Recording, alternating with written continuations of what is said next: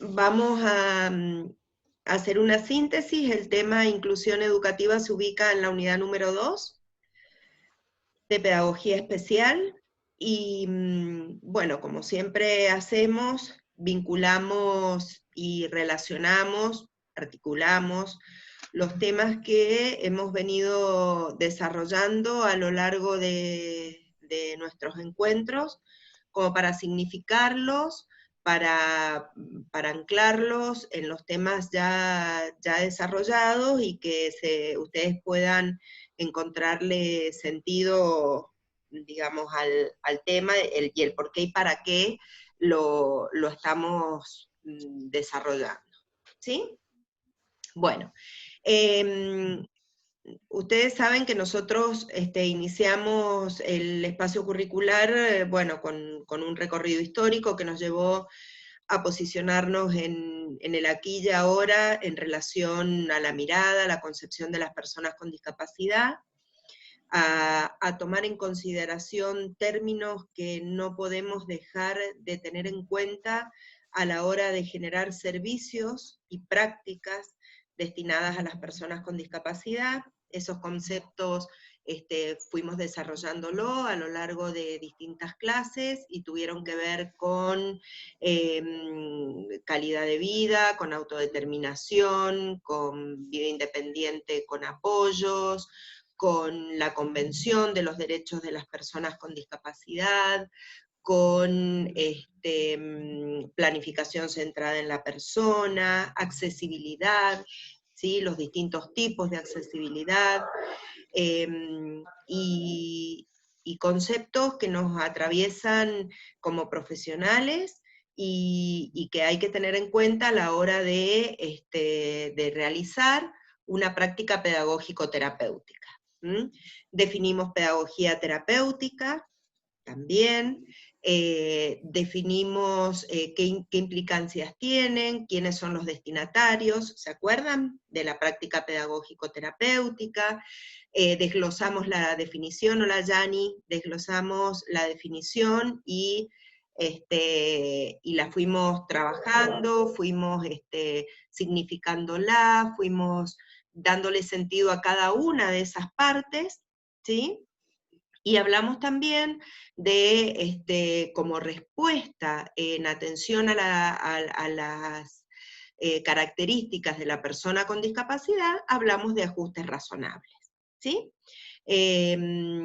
Cuando nosotros hablamos de inclusión educativa, estamos posicionándonos en estas terminologías y concepciones actuales, ¿sí? La inclusión es un término que nosotros tomamos muy actual, y en realidad es el motor de muchas de nuestras prácticas y de las prácticas pedagógico-terapéuticas cuyos destinatarios son las personas con discapacidad, ¿sí? Con lo cual, vamos a desarrollar hoy día el tema de inclusión educativa en el marco de las concepciones actuales de las personas con discapacidad intelectual, de la discapacidad visual, de las personas sordas, y de todas aquellas personas que tienen una discapacidad cognitiva, motora u otra, ¿sí? Porque la inclusión es fundamental, y en definitiva es casi, como les diría, el objetivo de nuestras prácticas, que la persona sea parte activa de la sociedad, y eso implica tener en cuenta la inclusión educativa, es una de las metas que nosotros desde la pedagogía terapéutica nos ponemos para trabajar con los destinatarios de la práctica, ¿sí? Esta es la introducción del tema, ¿sí? ¿Soy clara en la articulación? Bien. Muy bien, dicho eso, vamos a empezar a desarrollar la inclusión educativa y de qué se trata. ¿Alguien quiere consultar algo, aportar algo? Quejarse no, porque es muy temprano. En tal caso, más tardecito. Bien. Inclusión educativa o educación inclusiva es básicamente una cuestión de derechos y está en el contexto de los derechos de las personas con discapacidad. El derecho a la educación vamos de plano, está reconocido por nuestra Constitución Nacional, por diversos tratados internacionales de derechos humanos. Acuérdense que cuando hablamos de pedagogía terapéutica dijimos que nos basábamos en el paradigma de los derechos humanos, ¿sí? Y que es atravesado por dos principios básicos sin el cual perdería significado, que es la universalidad y la no discriminación. ¿Sí? Las Naciones Unidas, que son las que generan la Convención Internacional de los Derechos de las Personas con Discapacidad, establece que ha sido reconocida como la modalidad más adecuada para garantizar la universalidad y la no discriminación en el derecho a la educación, la educación inclusiva. Y en la Convención sobre los Derechos de las Personas con Discapacidad señala que tienen derecho a ejercer redundantemente este derecho y que tienen que existir sistemas educativos inclusivos. En consecuencia, el derecho a la educación es un derecho a la educación inclusiva. ¿Sí? Volvemos a lo mismo, chicas, de siempre. Los derechos están, ¿sí? Los derechos están reconocidos, están garantizados, y ustedes se van a convertir, cuando sean profesionales de pedagogía terapéutica, en guardianas y guardianes de esos derechos, ¿sí? Después, más adelante, vamos a hablar de lo que implican, ¿sí? De las implicancias en los procesos de educación inclusiva. Pero con eso nos tenemos que quedar, que la educación inclusiva es un derecho, que se plasma muy claramente en el artículo 24, ¿sí? En la que se impone a los Estados partes que firmaron esa convención a instituir sistemas de educación inclusivos. Y acuérdense que ya habíamos dicho cuando vimos la Convención Internacional de los Derechos de las Personas con Discapacidad, que en nuestro país tiene rango y fuerza de ley, que es la 27.044 del año 2014, y que es superior a cualquier otra normativa. Por ejemplo, está esta ley, ¿sí? Está la convención, nuestro país adhiere y ratifica la adhesión a esta convención y la convierte en ley. Es la ley 27.044. Ninguna otra ley en el país puede superar esta ley, ¿sí? Porque aunque sean resoluciones ministeriales de la provincia, aunque sean municipales, aunque sea, nada puede superar esta ley, que es la 27.044, ¿sí? Hay una resolución, que es la resolución 311 del 2016, que es del Consejo Federal de Educación, que es la que regula todo lo inherente a la inclusión educativa. Esa ley, generalmente, muchas veces la desarrollamos en clase y demás, pero esta vez vamos a hacer un recorte porque en realidad, por dos motivos. Primero, porque las leyes van cambiando, y según el gobierno de turno se van generando nuevas leyes, se va avanzando con algunas cuestiones que está bueno, digamos, tenerlas como en consideración para ir sacando de práctica algunas leyes y generando otras nuevas. Pero por el otro lado, porque si ustedes quieren verla, la ley, pueden acudir, ¿sí? A esa ley, entran al digesto del Ministerio de Educación y la pueden bajar perfectamente, y la pueden leer perfectamente, ¿sí? Sí es importante que sepan que esta resolución 311 del 2016 es del Consejo Federal de Educación y es la que regula la promoción, acreditación, certificación y titulación de estudiantes con discapacidad, ¿sí? Y obliga, esta resolución del Consejo Federal de Educación obliga a las jurisdicciones a tener que ajustar sus normativas a estos lineamientos. Yani, te escucho.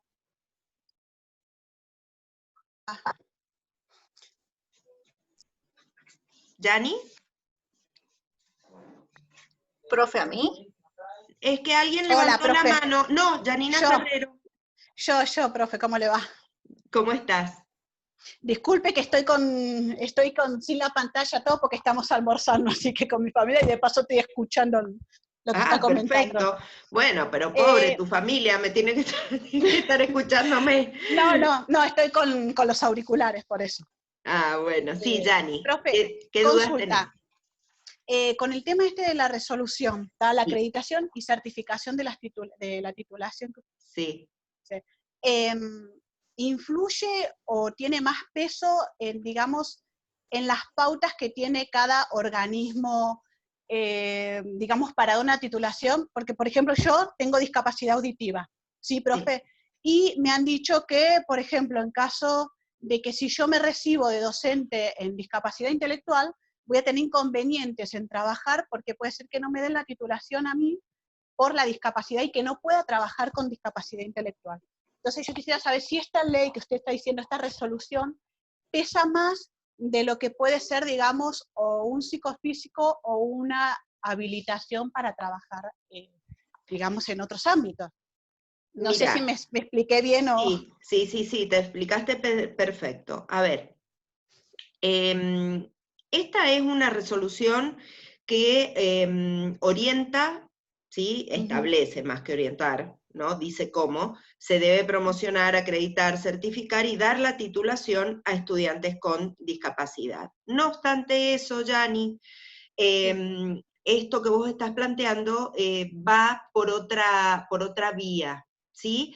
Porque yo entiendo que una cosa es promocionar, acreditar y certificar un aprendizaje para otorgar una titulación, y otra cosa tiene que ser el poder ejercer determinada profesión. Eso que vos estás planteando, que es absolutamente legítimo y válido, Yani, tenemos que averiguarlo en otra instancia, que es la instancia del organismo que otorga los psicofísicos para ejercer la tarea docente. ¿Sí? ¿Se Ok, entiende? ok, pero digamos, por así decir, digamos, darían en lo que es el psicofísico, lo que es en las carreras, darían pie a esta resolución o digamos, directamente se No, son manejan dos cosas completamente diferentes. distintas. Son dos cosas distintas, porque una cosa es el planteo del ejercicio profesional, ¿sí? Sí. Y otra cosa es la acreditación de los aprendizajes y los saberes que te pueden otorgar a vos una titulación. Lo que sí Ah. tendríamos que hacer urgente, Dani, y lo tendrías que hacer vos, yo en eso puedo darte una mano orientándote en cómo hacemos para averiguar, es el tema del procedimiento para el psicofísico, ¿sí? Que es Ok, otra cosa. ok, ¿Mm? No, ok, profe. y además, a ver, si vos lo que querés es vincular, o no es lo que quieras, sino lo que vos preguntás, si hay vinculación entre la 311 del 2016 con tu formación de grado en una carrera, no tienen nada que ver. Nosotros en la universidad no nos regimos por la 311 del 2016. Ok, Esto es ok, para el ok, sistema ok. educativo formal y no universitario. ¿Mm? Pero, Listo. Yani, eso Sí, lo vamos a averiguar, ¿sí? Yo te voy ok, a ayudar para que podamos a ver cuál es el recorrido, porque eso pasa por el ámbito del ejercicio profesional. Y está muy bien que lo digas y está muy bien que lo averigües, ¿sí? ok, ok, profe. Sí, Pero porque no, ahí también pero lo que hay sí te casos, puedo asegurar y dar sí, garantías que no tiene absolutamente nada que ver con tu instancia de formación. Tendrá que ver después con tu instancia de ejercicio profesional, pero con la instancia de formación no tiene que ver, porque si vos vas pasando las distintas instancias de acreditación, de saberes sí, y demás, no tiene que ver con el título hay que dártelo igual, no sé si me sí, comprendes. sí, El sí, tema después está el más tema del vinculado al ejercicio. ejercicio profesional. ¿Mm? Sí, como ha pasado que se ha visto noticias de personas con distintas discapacidades intelectual y todo que han hecho formación docente también. Sí, Sí, eso lo también, tendríamos pero que... que no están, digamos, una situación muy avanzada en discapacidades, ¿no? Que, digamos, Sí, que da apto el cierto psicofísico en algunas instancias.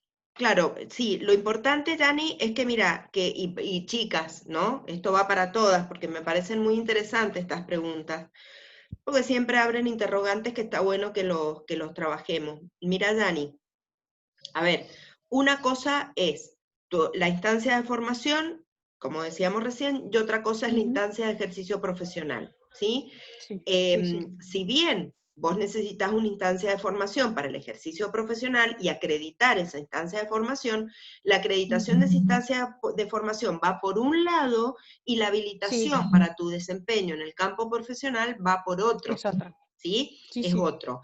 Lo que sí te puedo decir y lo que sí les digo es que no es lo mismo una condición de sordera, por ejemplo, Yanni, o una condición de discapacidad visual que una condición de discapacidad intelectual en una carrera universitaria. No es lo mismo. Ni Ujú. cerca Sí, sí. es lo mismo, ¿sí? A mí me preocupa realmente y la verdad que eh, voy a adelantarme al tema, pero sí creo que estudiar en la universidad es un derecho y es un derecho que debe garantizarse, ¿sí? Pero volvemos a lo mismo de siempre, siempre partiendo de pensar en lo mejor para la persona y lo más óptimo. Porque si para una persona con discapacidad intelectual, ¿sí? Porque Sí. ella tiene la vecina que estudia, por ejemplo, medicina, ¿sí? Propone, sí, Carlita, ahí te doy el espacio para la pregunta. Si una chica con discapacidad intelectual ve que su vecina está estudiando medicina, ¿sí? Y sabemos Sí. que su procesamiento de la información es coincidente con el procesamiento de información que tienen las personas con discapacidad intelectual, y realmente no va a poder transitar, ¿sí? Porque eso lo podemos anticipar, ¿sí? Por su Sí. funcionamiento cognitivo, no va a poder transitar las instancias de cursado, de acreditación de los saberes propios de la medicina, y es responsable de parte del profesional que sabe orientar a esa persona para decir, en esto sí y en esto no, ¿sí? Sí, O esta ¿eh? como ha hablado usted por el caso de la Universidad de La Matanza. Exactamente, es el caso que yo, bueno, defendí, la verdad que no me han dicho que no sea así. Y lo otro, chicas, y yo mismo a veces, porque puede sonar como discriminación, me pongo de ejemplo yo mismo y hago autorreferencia en eso, y yo creo que eso lo hablamos la otra vez. Si a mí se me ocurriera ser física nuclear, cuando me cuesta dividir, qué sé yo, por decirles, con decimales, ni me acuerdo cómo se hace, decir, a ver, hasta para mí, sería, si alguien me alentara y me dijera, dale, dale, anda a estudiar física nuclear, a ver, sabría de antemano que voy a fracasar, ni siquiera voy a poder ingresar, porque ya lo sé, pero eso nos pasa al común de las personas. Entonces, no es no es una situación de discriminación, es una situación de tener un principio de realidad que realmente se ajuste a las posibilidades e intereses de la persona, porque yo a lo mejor, por supuesto, física nuclear nunca podría haber sido, pero sí pude ser lo que soy hoy y que también pasaba por mis intereses y que también pude desarrollar. Entonces, el tema de que hay profesionales con discapacidad intelectual, profesionales, estoy hablando con discapacidad intelectual, trabajando y demás, y yo no lo voy a cuestionar ni tampoco lo voy a prejuzgar. Sí me gustaría ver cómo rindieron sus exámenes y demás, porque muchas veces, bueno, la discapacidad o los funcionamientos cognitivos son otros. Pero hay que ser muy cautos y muy cuidadosos, ¿sí? Y no porque uno se base en el principio de realidad, discrimina. ¿Mm? Sí, Carlita.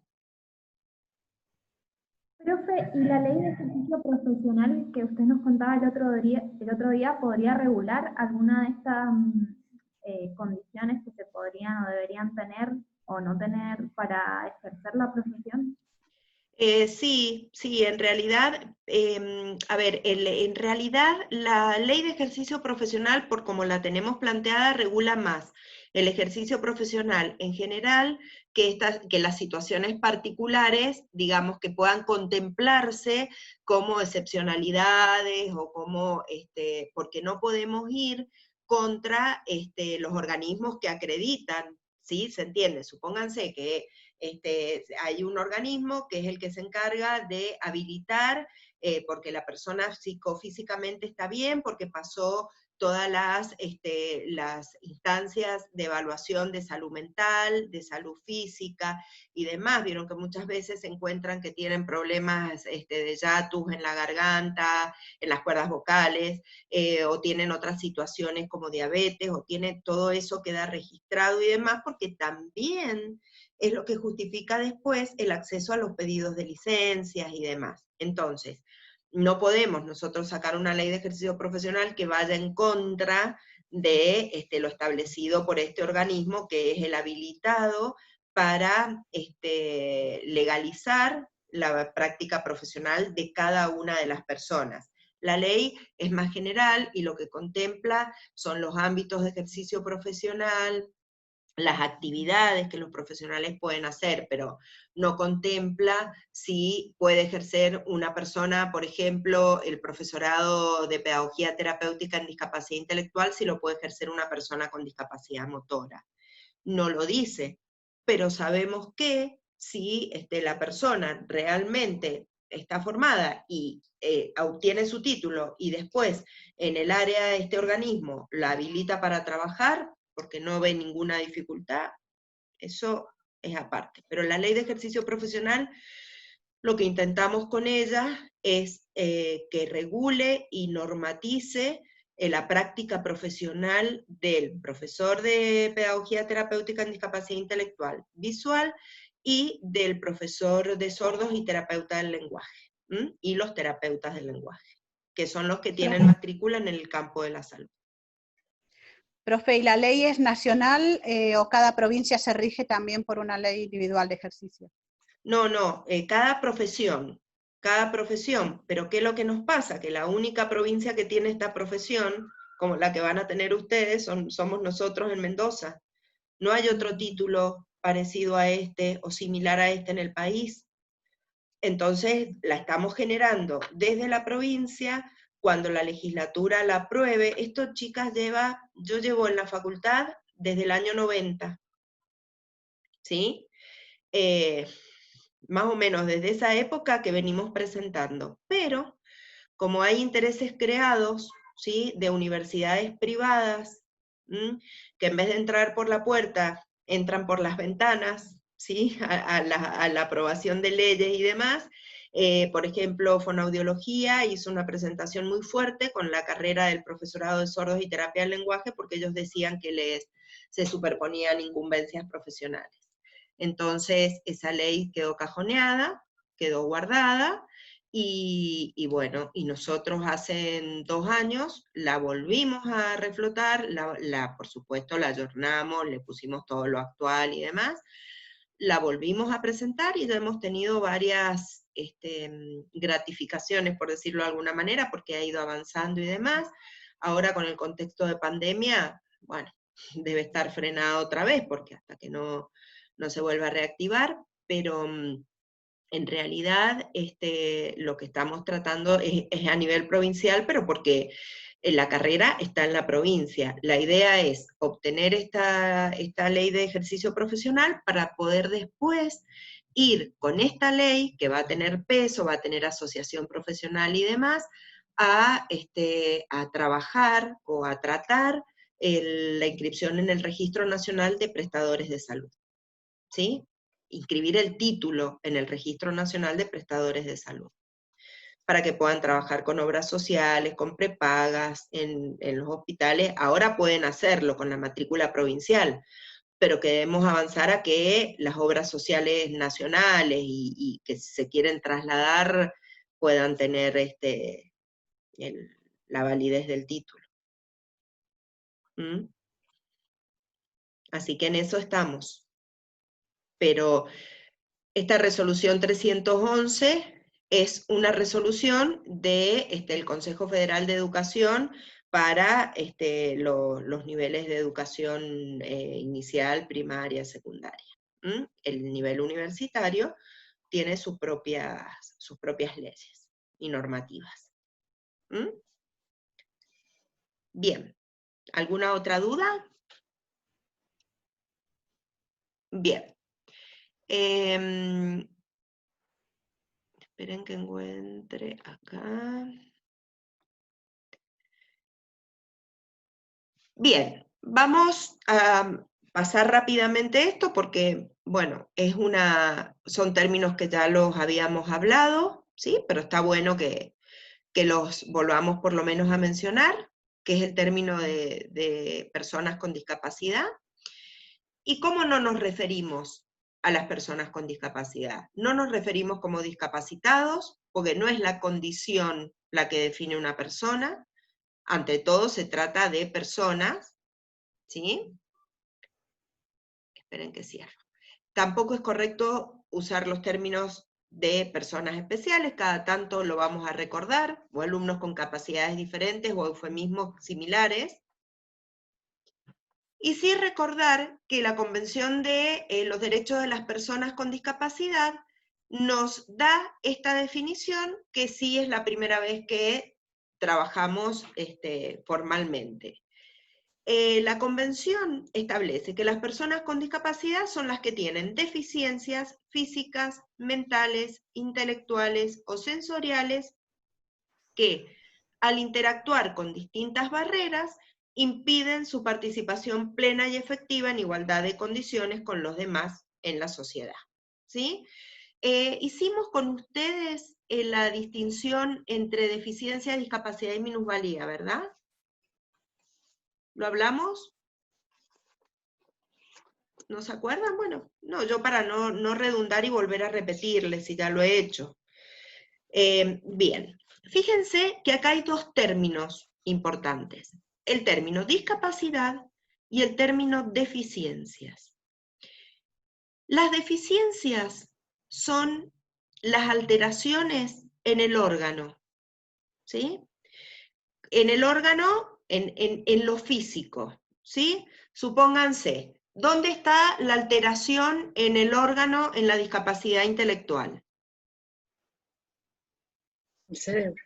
Bien, en el cerebro. En la discapacidad motora, en el lugar físico, digamos, que esté la afección, ¿sí? La afectación puede ser una discapacidad motora, una paraplegia, y la afección está en ambas piernas, ¿sí? Eso es la deficiencia. La deficiencia es la alteración orgánica. Esa alteración orgánica va a provocar una discapacidad. ¿Por qué? Porque la discapacidad es la limitación en el funcionamiento de la persona que hace que cuando tenga que interactuar con el medio en el que vive, ¿sí? Se vea en cierta manera impedida de hacerlo, ¿sí? Es decir, que la discapacidad está centrada en el funcionamiento de la persona, en la limitación en este funcionamiento que hace que se vea impedida o que se vea obstaculizada su participación, y la deficiencia es la alteración en el órgano. Unido a estas dos cosas, al término deficiencia y discapacidad, van a escuchar ustedes, o deben haber escuchado, el término minusvalía. ¿Sí? La minusvalía, chicas, es la condición de desventaja social de la persona producto de su discapacidad. ¿Sí? Una situación de minusvalía es, por ejemplo, encontrarse en desventaja en una situación social. ¿Sí? Supónganse, por ejemplo, no sé, el no poder participar de las elecciones. Esa persona se encuentra en una situación de minusvalía porque no puede ejercer el rol social de ciudadano activo en la elección de los gobernantes. ¿Se entiende? Bien, entonces, ¿cómo define la Convención la discapacidad? Como las personas que tienen deficiencias físicas, mentales, intelectuales o sensoriales, que al darse, ¿sí? En complemento con distintas barreras que hay en el entorno, se obstaculiza o se impide la participación plena y efectiva en la sociedad en igualdad de condiciones con los demás. Y acá aparece un concepto que es sumamente interesante, que es el concepto de interacción o concepción interactiva, ¿sí? Que ese sí lo hemos desarrollado anteriormente y que hemos dicho que en realidad, desde este modelo biopsicosocial, desde el que nos paramos, la discapacidad está en la persona, existe, ¿sí? Pero también hay una característica en el entorno que vive, en la sociedad en la que vive, que favorece o puede obstaculizar esa interacción, ¿sí? ¿Vamos bien hasta acá? ¿Me siguen, Carlita, Dani? Ona, ¿quién más está? La Virgi, Dani, Micaela, Juli. ¿Vamos bien? Profe, Sí. entendí que cuando se habla de minusvalía, es un concepto que solo abarca en el ámbito social, Sí. que dentro de ese marco ¿así es? Sí, es una desventaja en cumplir un rol social, en poder asumir un rol social. Sí, tal cual. Es así. ¿Vamos bien hasta acá? Sofi, Agustina, Tania, Rocío, Salomé, Débora, Denise. Quienes están en clase, ¿vamos bien? Sí, profe. Bueno, nos queda poquito tiempo. Acuérdense que hacemos lo de siempre. Paramos un ratito, convierte la grabación, la guardo para... ¿Vieron qué rápido la subí la semana pasada? El mismo viernes ya tenían subidas las clases a YouTube. ¿Vieron? Ya voy aprendiendo y voy agilizando los procedimientos. Pero a partir de que espero que se grabe, que se convierta la grabación, entonces me queda todo organizadito después de subirlo y nada. Así que queda poquito tiempo, hacemos así, volvemos a renovar, ¿ah? Hasta terminar el tema de inclusión. Bien, entonces para la inclusión, importante concepto de examen, concepción interactiva. Esta relación que hay entre las características propias de la persona que tiene una discapacidad y el entorno en el que vive y la sociedad. ¿Sí? Bien. Cuando hablamos de barreras o limitaciones que impone la sociedad, asignamos un valor que es 0 a un ambiente que no tiene barreras, ¿sí? Y un valor mayor cuando tenemos más barreras o varias barreras que impactan funcionalmente en la discapacidad de la persona. Con esto lo que les quiero decir es que no importa tanto la discapacidad que tiene la persona como el ambiente que tenga barreras o no las tenga, o tenga más cantidad de barreras o menos cantidad de barreras, ¿sí? En realidad, un ambiente que no tiene barreras es muy difícil de encontrar, ¿sí? Un ambiente que tenga un valor 0 en cuanto a barreras realmente es bastante difícil, pero es a lo que deberíamos aspirar, ¿sí? Volviendo al derecho humano a la educación, la convención, aprobada en el 2006, ratificada en el 2008 y convertida en ley 27.044 en el año 2014, ¿sí? Diferencia el concepto de integración y de inclusión, ¿sí? Fíjense cómo están graficados todos los conceptos. Fíjense el concepto de exclusión, ¿sí? Adentro del foco, ¿sí? Hay una serie de personas que funcionan todas del mismo modo. Son todos cuadraditos, ¿sí? En el concepto de segregación, exclusión, segregación, todos los cuadraditos, ¿sí? están por un lado, que son todos los que funcionan del mismo modo, homogéneamente, por así decirlo, y los que funcionan diferente están en otro lado. En la integración, si bien están todos en el mismo espacio, sigue estando estos que funcionan distinto en separados, ¿sí? Como dentro de de otros procesos, de otra forma de mirarlos, ¿sí?